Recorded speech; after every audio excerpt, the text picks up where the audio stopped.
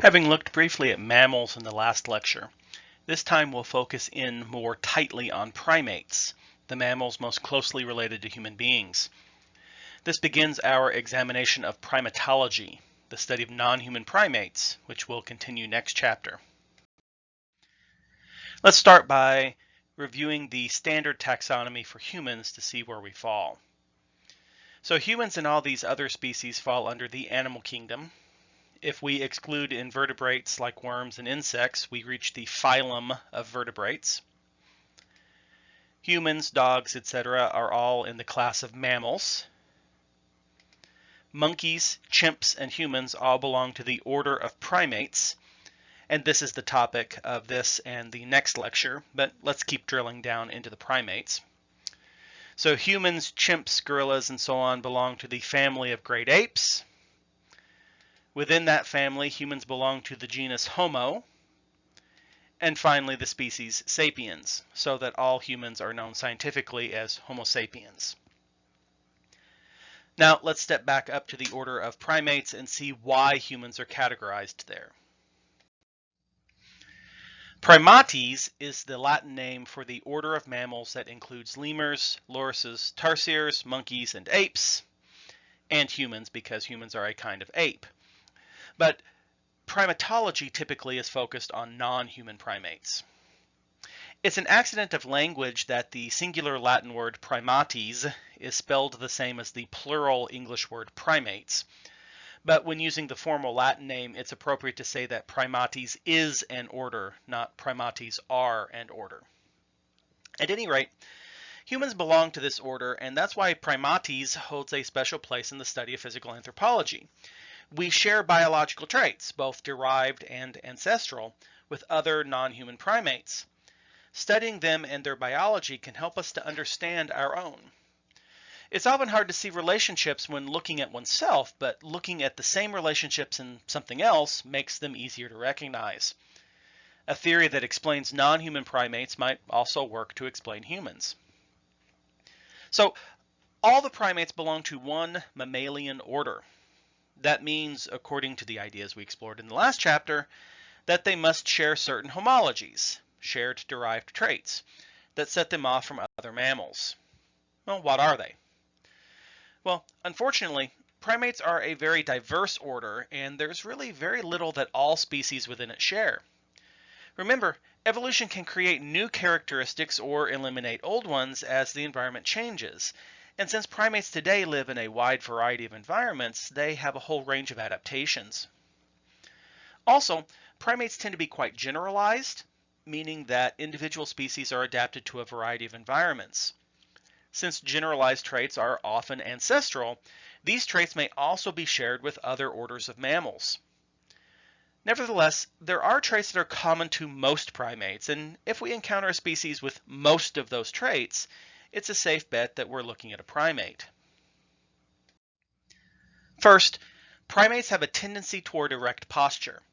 That is, primates, when at rest, often hold their spines in a vertical orientation.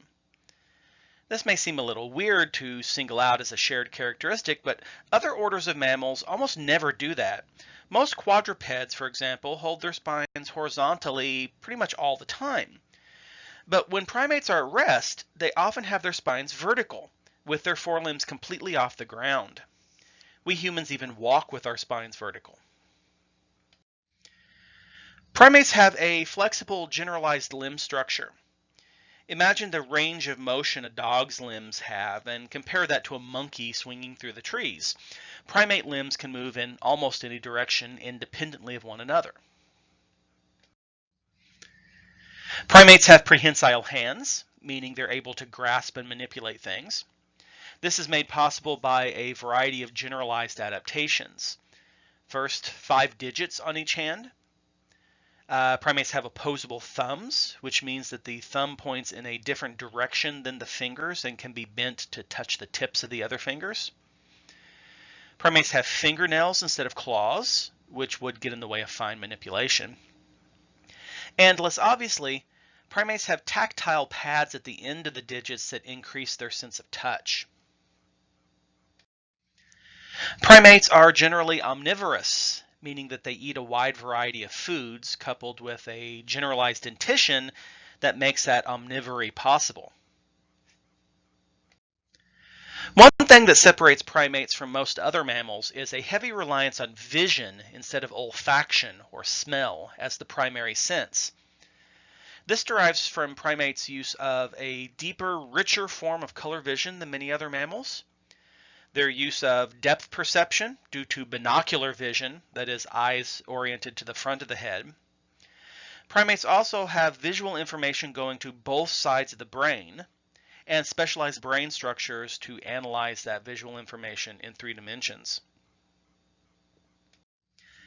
Several other common primate traits include a general expansion and increased complexity of the brain, especially in the neocortex, and increased reliance on learned behaviors, that primates live in social groups, and finally, they have a tendency to be diurnal. So again, most of these traits are not universal to all primates, and those that are often shared with other mammals. So none of these traits alone is enough to say with certainty that an animal is a primate or not, but any species with most of them is very likely to be a primate. So why have these traits evolved in the order Primates? To a greater or lesser degree, all of these characteristics are adaptations to an arboreal lifestyle. That is, all primates are evolved generally for life in trees. This is in contrast to most other mammals which lead a terrestrial or ground-based lifestyle. And that may seem surprising because aside from occasionally as children, most humans don't climb trees that often. In fact, most of us aren't particularly good at it. So how can we be evolved for an arboreal lifestyle? Well, the characteristics that we have that make us not particularly good at climbing trees are derived traits, because our ancestors left the trees several million years ago. But our more ancestral traits, like opposable thumbs, still help a lot for climbing trees when we do it. Depth perception is similarly essential for arboreal life because climbing trees involves judging distances accurately, and a flexible limb structure allows movement in 3 dimensions. In fact, most primates do still spend most of their time in trees, and the list of characteristics makes a lot of sense when you consider the requirements for living there. So, primates are evolved in general for arboreal life, except for a few weirdos like us who've moved into other niches. But primates don't live in just any trees. They're only really found in tropical and semi-tropical forests around the equatorial regions of the planet. You don't see them naturally in northern or southern temperate forests like around here, except again for us. All primates have a basically tropical physiology, and they don't do well in cold environments. So how do we survive northern winters? Well, we have culture. For the most part, we don't change our physiology to fit the environment, though some of that has occurred and we'll talk about it toward the end of the course. For the most part, we change the environment to better fit our physiology. Clothing, structures, fire, all of them provide a warm tropical microenvironment immediately around our tropical bodies. Other primates don't have those cultural adaptations, so they are restricted to environments that are naturally warm. But back to trees. Moving around in trees is actually pretty dangerous. Terrestrial animals don't generally have to worry about the ground suddenly not being there, but primates do. Branches could break or could be just out of reach, or just a careless step could cause you to slip and fall. For a terrestrial species, falling means falling a foot or 2 usually. For primates, it could be dozens of feet and it could be fatal. So primate locomotion, methods of moving around, is pretty highly developed. Most primates practice a generalized locomotion strategy, using whatever strategy is necessary to get from point A to point B. But most species emphasize one mode over others. Many species are still basically quadrupedal. After all, if moving is dangerous, it's best to have as many feet in contact with the tree as possible. Some primates, like the lemurs and tarsiers, are vertical clingers and leapers. They wrap long, flexible hands and feet around the vertical trunks of trees and crawl up and down. When they need to move horizontally, they push off with their hind legs and leap to another vertical trunk. Some species, especially gibbons, brachiate. That is, they hang below branches and swing arm over arm. They have special adaptations in their hands and arms to do this much more efficiently than other species can. Most terrestrial primates are quadrupeds, like most other mammals. Baboons, for example, walk on all 4 feet habitually. However, some apes, like chimps and gorillas, have evolved knuckle-walking, quadrupedal movement where the weight is carried on the knuckles of the 4 limbs instead of the palms. This allows apes to walk quadrupedally while still carrying something in their hands, which gives them an advantage in tool use. We'll examine that more closely in the next chapter. And your textbook again skipped one of the more important modes of primate locomotion, at least for our purposes, bipedalism, moving around on only 2 feet. Hominins are the only habitually bipedal primates. We'll talk about bipedalism quite a bit in the next unit. Let's spend the rest of this lecture looking at the different kinds of primates around the world and how they relate to one another. This chart is located on page 133 of your textbook. It's a taxonomy of the primates with the different levels of categorization on the left, from the largest categories at the top to the smallest at the bottom. Branching lines indicate when one category is subdivided into 2 smaller categories. The best way to understand this chart is to remember that these taxons reflect evolutionary relatedness. So each category represents a clade, or all the species descended from a single ancestral species. Each time an ancestor gave rise to 2 descendant species, that line branches.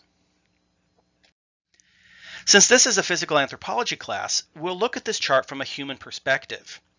Humans are at the lower right corner. If we trace a line from humans to any other species, we go up from humans to a higher level, then back down to the target species. The point at which we turn around is the smallest clade to which humans and the target both belong. That's the clade formed by the most recent common ancestor shared by the humans and the targets. So the farther up we have to go to get to the target, the more distantly related we are. If you look carefully at the chart, you'll see that there are 6 points at which we can turn back down. Every other primate can be reached by going up from humans to one of those 6 branching points, then taking the other branch downward. So if you can remember which categories are on each side of those 6 points, you can reconstruct this entire chart. Let's look at each of those branching points. The first branching point separates the branch containing humans from the one with those primates most distantly related to humans. These are lemurs and lorises. Lemurs are found only on Madagascar, and lorises are found around the circumference of the Indian Ocean. As one might expect for such distant relatives, there's not much of a family resemblance, but we can see some shared traits: binocular vision, fingernails, opposable thumbs, etc. At the second branching point, we find the next most distantly related species are the tarsiers. These are found in Southeast Asia. They used to be classified with lemurs and lorises on the other side of branch 1. That category was called prosimians, meaning first primates. However, genetic research in the last few decades has shown that tarsiers are actually more closely related to us than lemurs or lorises. They've just become highly specialized. Tarsiers are nocturnal, and the adaptations they've made to living in the dark, especially their huge eyes, make them seem to have little in common with other primates. All the primates that are not lemurs, lorises, or tarsiers are called anthropoids. Anthropoids are monkeys and apes, and humans, since we're classified as apes. Within that category of anthropoids, New World monkeys split off from our lineage first at the third branching point. The early anthropoid ancestors of New World monkeys got isolated in South America and evolved separately from their Old World cousins in Africa. There, Old World monkeys and apes continued to evolve together for a while, then split at the fourth branching point. The Latin name for apes is hominoid.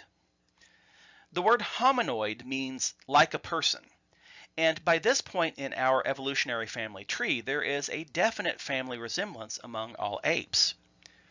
The major visible characteristic that sets apes off from all other primates is the absence of a tail. If it has a tail, it isn't an ape, period.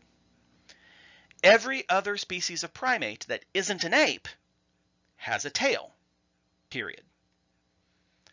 Aside from that, apes tend also to have a variety of other adaptations that generally are more human-like, the most important of which is greater encephalization.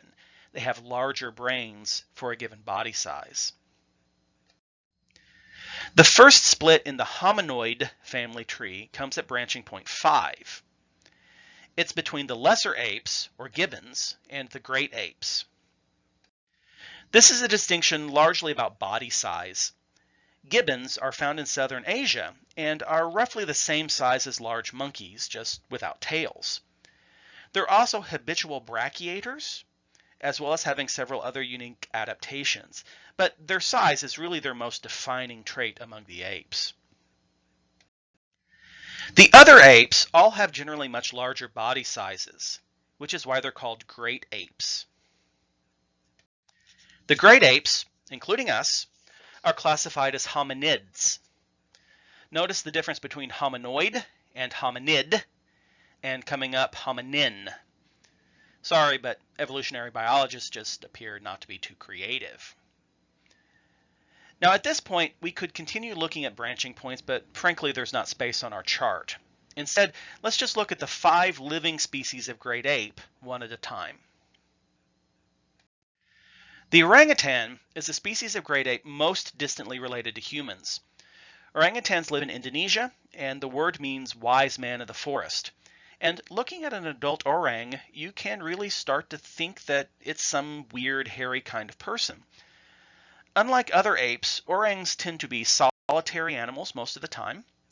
They show a high degree of sexual dimorphism and unique bright red coloring, probably as adaptations for spotting and recognizing mates at a distance in the dense forest. Social animals have less need to stand out from the dark forest background because they encounter one another at much shorter distances. Closer to humans than orangutans are the gorillas. Gorillas are restricted to Central Africa and are the largest surviving apes. Males can weigh up to 400 pounds, though females are substantially smaller. They tend to live in groups with one dominant adult male, called a silverback because of his coloring, several adult females, and their offspring. When the young grow to adulthood, they usually leave the group to join another. And this, as it happens, is almost exactly the structure of the polygynous households found in many human societies. So again, we're starting to see something of ourselves in these great apes. The remaining 2 species of non-human great apes are chimpanzees and bonobos, and these 2 are more closely related to one another than either is to the other great ape species. Thus, they form an even smaller clade within the great apes, the genus Pan. This is the only genus of great ape with 2 species assigned to it alive today. Chimps are probably the most familiar of the apes, if only because of their use in Hollywood. They also seem to be the most human-like apes, beside bona fide humans, that is. They seem to have, to a lesser degree, most traits that we see in ourselves: culture, personal bonds like friendship, large societies, and even some traits we'd rather not admit to, like aggression and the holding of grudges. We'll talk more about chimp social behavior next time. But many interpretations of the behaviors of early hominins are based on analogies with modern chimps because early hominins had so recently shared a common ancestor with chimps. Finally, there are bonobos, which used to be called pygmy chimps. That name is no longer considered appropriate, but it rightly suggests that bonobos are slightly smaller than chimps and more thinly built. While they don't show quite as many human-like behaviors as chimps, they also show others that chimps lack, like having sex for fun. In other primate species, sexual activity is mating activity. But among bonobos and humans, sex performs a variety of social and emotional functions as well. This is one reason that primatology can be useful in understanding humans. The last category of apes are the hominins. The only surviving species of hominin is Homo sapiens, us. We'll spend the next unit looking in detail at hominin evolution and all the different paleospecies that paleoanthropologists have identified as belonging to our particular branch of the evolutionary tree. But before we get to Unit 3, there's one more chapter to cover in this unit. Next time, we'll examine how primates behave in the wild and think about what those behaviors can tell us about ourselves.